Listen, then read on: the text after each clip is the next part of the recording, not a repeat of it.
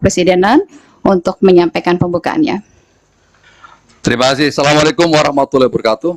Selamat siang dan salam sejahtera untuk kita sekalian.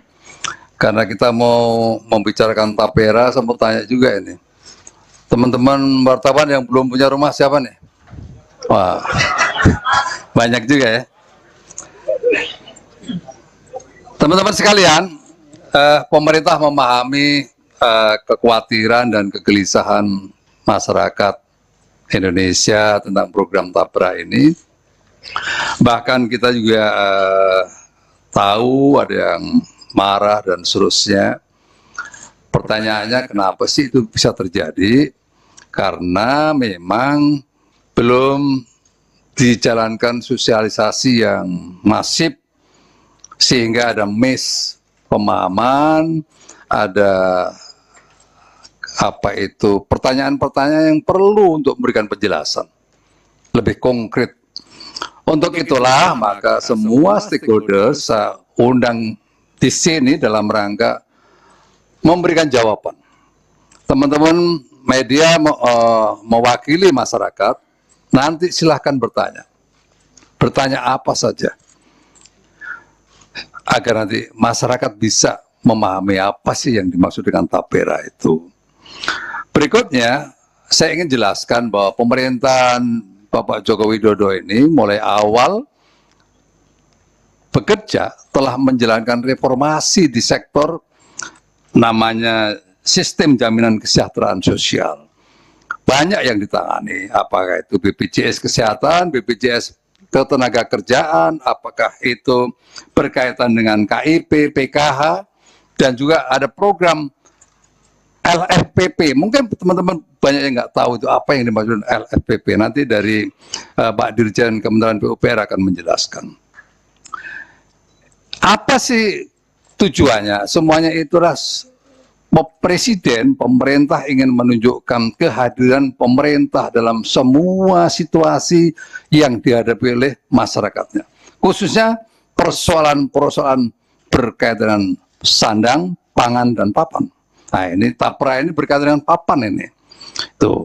Dan itu tugas konstitusi, karena ada undang-undangnya.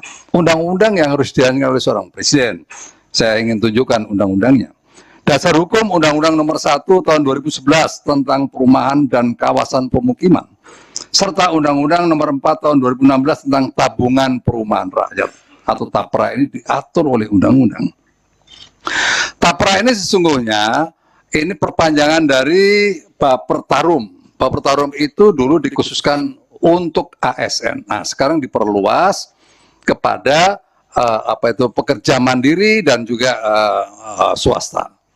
Kenapa diperluas? Karena ya ada problem backlog yang dihadapi oleh pemerintah sampai dengan saat ini ada 9,9 juta masyarakat Indonesia yang belum memiliki rumah. Ini data dari BPS ya, bukan ngarang ya.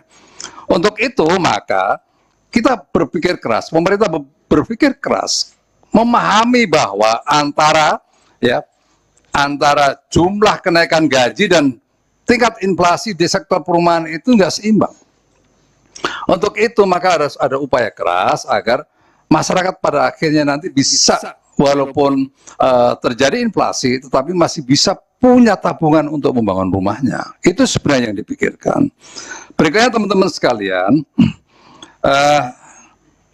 caranya dengan skema yang melibatkan pemberi kerja, dalam hal ini juga pemerintah untuk PNS, jadi yang 0,5% untuk ASN itu oleh pemerintah. Berikutnya yang 0,5% untuk pekerja mandiri dan swasta pekerja swasta atau yang bekerja di orang lain, itu yang pemberi kerja yang akan memberikan pembiayaannya. Kita juga masyarakat juga perlu memahami bahwa tentang perumahan ini bukan hanya Indonesia yang mengatur. Pemerintah di berbagai negara juga menjalankan skema seperti ini. Di Malaysia ada, di Singapura ada, di beberapa negara yang lain juga ada. Bahwa ini menurut saya sih tugas negara ya gitu. Berikutnya, jadi saya ingin tekankan tapera ini bukan potong gaji atau bukan iuran. Tapera ini adalah tabungan. Di dalam undang-undang memang mewajibkan, ya mewajibkan. Ada undang-undang yang mengatakan mewajibkan. Tetapi bentuknya nanti bagi mereka yang sudah punya rumah bagaimana? Apakah harus membangun rumah? Nah, tadi kita diskusi di dalam. Nanti pada ujungnya kalau pada usia pensiun selesai itu bisa ditarik dalam bentuk uang yang fresh dengan apa pemupukan yang terjadi. Pemupukannya seperti apa? Nanti silakan bertanya. Ya, itu. Berikutnya, teman-teman sekalian, saya berharap masyarakat untuk memberikan kesempatan kepada pemerintah untuk bekerja, memikirkan cara yang terbaik untuk memenuhi kebutuhan rumah rakyat. Ke depan, pemerintah akan menggencarkan komunikasi dan dialog dengan masyarakat dan dunia usaha. Kita masih ada waktu sampai dengan tahun 2027. Jadi ada kesempatan untuk konsultatif. Nggak usah khawatir ya. Berikutnya juga membangun sistem pengawasan pengelolaan keuangan untuk menjamin dana dikelola dengan baik, akuntabel dan transparan. Kita hadirkan dari OJK. Ya. Di situ ada komite, tapi OJK juga punya fungsi pengawasan. Berikutnya, pengawasan salah satunya melalui komite tapera yang akan melakukan pengawasan pengelolaan tapera. Ketuanya adalah Menteri PUPR dengan anggota Menteri Keuangan, Menaker, Komisioner OJK dan profesional. Nah, ini saya ingin sampaikan kepada teman-teman, jangan sampai terjadi seperti Asabri. Asabri waktu itu saya menjadi Panglima TNI, saya nyentuh saja nggak bisa. Nempatkan orang aja nggak bisa. Akhirnya saya jengkel itu, saya undang waktu itu Pak Adang, Bang, datang ke sini. Tolong saya minta dipresentasikan.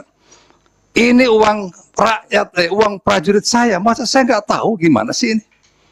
Bayangkan itu. Panglima TNI punya anggota 500.000 prajurit, nggak boleh nyentuh Asabri. Akhirnya kejadian seperti kemarin kita nggak ngerti. Gitu. Nah ini dengan dibentuknya komite ini saya yakin nanti akan pengelolaannya akan lebih transparan, akuntabel, nggak bisa macam-macam, ya karena semua bentuk-bentuk investasi yang akan dijalankan akan pasti akan dikontrol dengan baik, minimum oleh para komite dan secara umum oleh OJK. Demikian teman-teman sekalian, ya saya silakan nanti untuk bisa bertanya seluas-luasnya. Ada hal yang menarik ya.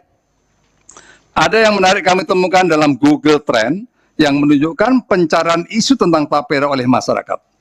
Hingga Kamis malam, pencarian terkait tapera didominasi oleh keingintahuan masyarakat tentang apa itu tapera dan cara kerjanya. Sementara pagi ini, pencarian informasi didominasi oleh pencarian mengenai situs tapera terkait kepesertaan. Banyak yang ingin melihat apakah mereka sudah menjadi peserta. Berikutnya, bagaimana kalau mau menjadi peserta dan bagaimana mencairkan saldo tapera dan lain-lain. Nah, ini nanti bagian dari yang mungkin akan dijawab oleh teman-teman saya ini. Jadi kesimpulan dari pengamatan selama beberapa hari terakhir, keingintahuan masyarakat terhadap tapera dan manfaatnya cukup tinggi. Nah, ini cukup tinggi. Untuk itu kehadiran teman-teman sekalian di sini saya berterima kasih, alhamdulillah, ya karena nanti bisa memberikan informasi yang lebih jauh lagi, lebih dalam lagi kepada masyarakat Indonesia.